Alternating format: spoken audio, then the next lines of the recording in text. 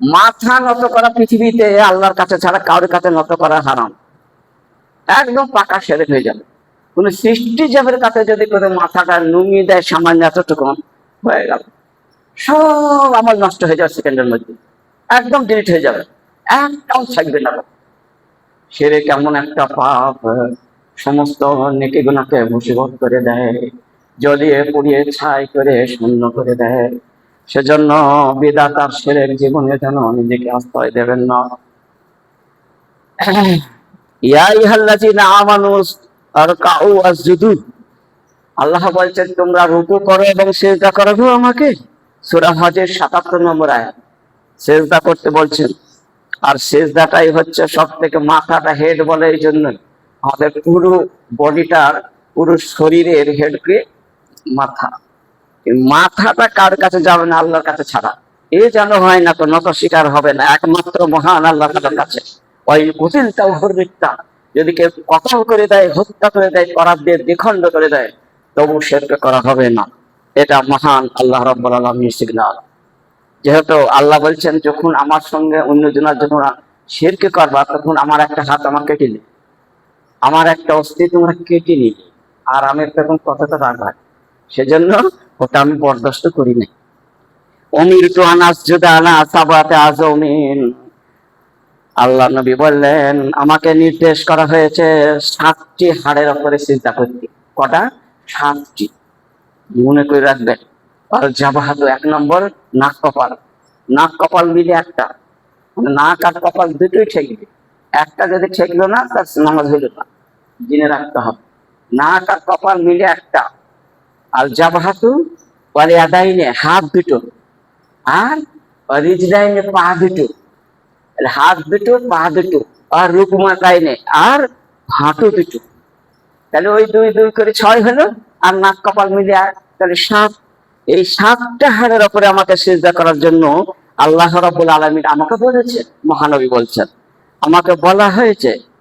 হাদিসটা হচ্ছে বুখারীর 812 নম্বর হাদিস, আর সহিহ মুসলিমের 490 নম্বর হাদিস। আমরা বুঝতে পারলাম এই 7টা যেন আমাদের মধ্যে, সিজদার মধ্যে যেন থাকে, নামাজের মধ্যে যেন থাকে।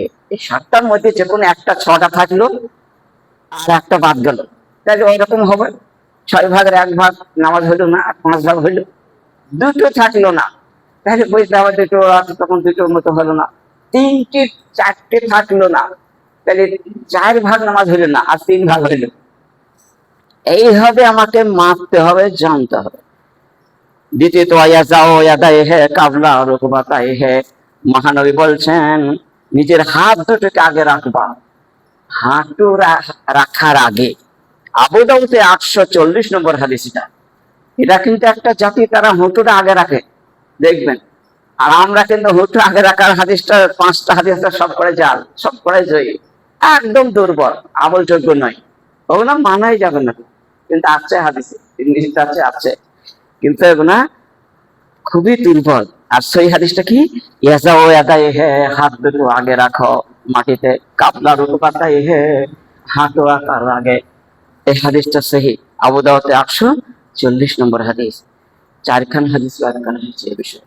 ওয়া আম্মা সুজুদু ফাজতাহিদু ফি দুআই ওয়া কামিলু লা ইস্তাজাবা লাকুম, মহানবী বলছেন আরে সিজদায় তোমরা করো, ফাজতাহিদু প্রচন্ড আশা রাখো, চেষ্টা করো তোমরা খুব মানান করে, ফির দোয়ায়ে, আর সিজদায় গিয়ে তোমরা বেশি বেশি করে দোয়া করো, বেশি বেশি করে। ফাকামিনুন, আমি আশা রাখি, আইয়ুস্তাজাবা লাকুম, যে দোয়াটাই করো না কেন সিজদার সময় কবুল হইয়া যাবে, সেটাই কবুল হবে। সহিহ মুসলিমে 882 নম্বর হাদিস।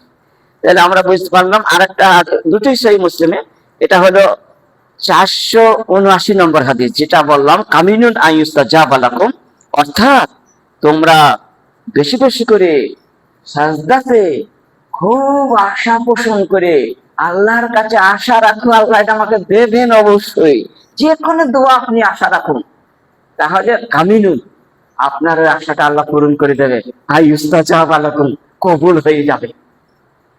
এটা বুঝতে পারলাম সেই মুসলিমের 479 নম্বর হাদিস। আর 482 হাদিসটা কি আছে? আকারাবু মা ইয়াকুনু রাব্বু মির রাব্বিহি ওয়া সাজিদুন ফাকসিরু দুআয়াতি সুজুদে। মহানবী বললেন, আকারাবু মা ইয়াকুনু রাব্বু, বান্দা আল্লাহর কাছে একদম কাছাকাছি পৌঁছে যায়, একদম নিকটে। আল্লাহ তো বসে এখানে, আর ওইখানে সেদিন সামনে থুতু ফেলতে নাই। আপনার যদি থুতু চলে আসে তো সামনে ফেলবেন না, ডাইনি না হয় বাঁয়ের দিকে ফেলবে, বাঁয়ের দিকে পায়ের কাছে, বাঁ পায়ের কাছে, এটাই আছে হাদিসে। ওই জন্য যে আল্লাহ একদম সামনে চলে এসেছে, সেটার সময় চলে আসে কাছে, সেজন্য ওই সময়তে বেশি বেশি কিছু আকারাবু মানে হেভি নিকটে চলে এসেছে আল্লাহ। মা ইয়াকুনুল আব্দ, বান্দার কাছে হয়ে যায়, মের রাব্বিহি, রব চলে আসে আর বলে দোয়া চা চাবা আমি দেওয়ার জন্য এসেছি, সেই রব ওয়া সাজেদুন, সিজদায় পড়ে আছে, মাথা লুটিয়ে আছে, আকসার দোয়া, অতএব তোমরা বেশি বেশি করে সিজদায় দোয়া করো অধিক মাত্রায়। এটা হচ্ছে সহিহ মুসলিমের 482 হাদিস। তো অবশ্যই এই সময়তে, আর সিজদার একটা সর্বোত্তম স্থান হলো আল্লাহর নিকটবর্তী হওয়ার, সেটা হলো সিজদা। এই জন্য সিজদাতে খুব অধিক মাত্রায়। আর একটি দোয়া আছে দেখুন সিজদার সম্বন্ধে, সহিহ বুখারীতে 6260 হাদিস। এটা ইয়াদাউ ফি সালাত, মহানবী দোয়া করেছেন নামাজের মধ্যে, লিয়াতাখায়্যারু মিনাদ দোয়ায়ে, যে দোয়াটা ইচ্ছা সেদিন সেটা দোয়া করতেন, ইখতিয়ার মাশা, যেটা ইচ্ছা সেটাই মহানবী করেছেন। কোনটা? সিজদার মধ্যে। আপনি যদি দুনিয়াতে চান যে আমি আল্লাহ আপনাকে স্বাবলম্বী করুক, মালদার করুক, সুন্দর করে আমি যেন সবকিছু করতে পারি, আল্লাহ তুমি দাও, আল্লাহ দিয়ে দেবে। আপনি যদি চান জান্নাত, আল্লাহ মিয়া সালকাল জান্নাত আউযু বিকা মিনান নার, আল্লাহ আদখিলনি জান্নাত আজিরনি মিনান নার, আল্লাহ তুমি আমাকে জান্নাতে প্রবেশ করে দাও এবং জাহান্নাম থেকে মুক্তি দিও, সেটা আপনাকে দেবে। আপনি যা চাবেন তাই দেবে দোয়াতে, আসবেই। এটা সহিহ বুখারীর রায় 6260 হাদিস, একদম নির্ভুল বলছি।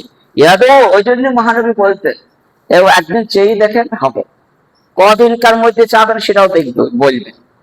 রাজলুন, আর একটা বলি শেষ হয়ে যাচ্ছে, টাইম হয়ে যাচ্ছে। সেটা কি? রাজলুন, মহানবী বল যখন দোষের দায় যেতেন তখন কি বলবো, রাজলুন ফি সাদরিহি আজিজুন কাজিজির রাহা মিনাল বুকায়ে। আবু দাউদের 904 হাদিস এটা। ইসাল্লি ফি সাদরিহি, মহানবী যখন সাজদায় চলে যেতেন কতই যে দোয়া বলতেন তার শেষ নাই। আধা ঘন্টা ধরে দোয়া করতেন সিজদায়, একাকী নামাজে, তাহাজ্জুদ নামাজ হোক, অন্য কোনো নামাজ হোক, মহানবী এত দীর্ঘক্ষণ সিজদায় পড়ে থাকতেন, কি বলবো, তাবিল পর্যন্ত কেঁদে কেঁদে হয়রান হয়ে সমস্ত চোখে ভিজে যেত, এরকম দোয়া হতো। ওই জন্য নামাজ, তাহাজ্জুদের নামাজ মহানবীর এক একদিন 5 ঘন্টা পর্যন্ত লেগে যেত, আফ্রিকার নামাজে এক একদিন 4 ঘন্টা লেগে যেত। সব কোরআনের কথা, ইয়া আইয়ুহাল মুজাম্মিল কুমিল লাইলা ইল্লা কালিলা, ওগো নবী সারা রাত জাগতে হবে না, তুমি একটু ঘুমিয়ে নাও। নিসফাহু, অর্ধেকটা রাত জাগো, অর্ধেকটা ঘুমাও। আবিন কুসমিন হো কালিলা, ওর থেকেও তুমি কম করো, আর বেশি করতে হবে, বয়স হয়ে গেছে। আল্লাহ নিজেই বলছে, দেখুন তাহলে কত রাত পর্যন্ত জাগবে। আর এই সব নামাজের 7-8টা 10-12টা দোয়া বলছেন। কোন নামাজের? এই ফজরের নামাজের 10-12টা বলতেন, জামাতে, জামাতে 10-12টা, আর একটা হয়েছে কোনো বলাই নাই। আর অন্য নামাজে 5-6টা করে বলতেন, অন্য বাকি 4 ওয়াক্তে। তো মহানবী কি হতো, আজিজুল কাজিজির রাহা, রাহা মানে হইতে জাঁতা। আগে সে গম ভাঙা হয়তো জাঁতায়, মসুরি ডাল ভাঙা হয়, সেই জাঁতার নাম হচ্ছে রাহা, হাদিস এসেছে। মিনাল বোকা মানে কাদা, আর আজিজ মানে হচ্ছে আওয়াজ, কাঁদুনের একটা হয়তো 8 মাসের বাচ্চা যখন কাঁধে হুক লেগে যায়, হুক লাগার মতো টুকরি টুকরি, ওই কাঁদার নাম হচ্ছে আজিজ। ওই রকম টুকরি হুক লাগার মতো মহানবী কাঁদনের আওয়াজ আসতো। আজিজুন কাজিজের রাহা মিনাল বোকায়, কাঁদনের জ্বালায়। সাহাবারা বহুবার দেখেছেন, হযরত আয়েশা বহুবার দেখেছেন। সেজন্য দেখুন, তাহলে এই হলো সালাত। তাহলে আজকে 3টি বিষয়ে আলোচনা মোটামুটি বলা হলো। তো আমরা সমীক্ষা করে দেখব নিজে নিজে স্ত্রী স্বামী স্ত্রী উভয়ে সমীক্ষা করবো আজকে খুতবাটাকে, উপলব্ধি করবো যে আমাদের কোনটা ভুল ভ্রান্তি ত্রুটি ত্রুটি আছে, সেগুলোকে সংশোধন সংযোজন করে নিই, আবার নতুন ভাবে চালু করে সালাত ভালো হয়ে যাবে। আর আল্লাহর কাছে ইস্তেগফার করবো, আল্লাহ গো এর আগে যতটা ভুল হয়ে গেছে, আল্লাহ অজান্তিত হয়ে গেছে, আল্লাহ তুমি দয়া করে ক্ষমা করে দাও। এরপরে থেকে আমরা স্টিল ভাবে মজবুত ইমান করে আমরা শুরু করে দিচ্ছি। আল্লাহ যেন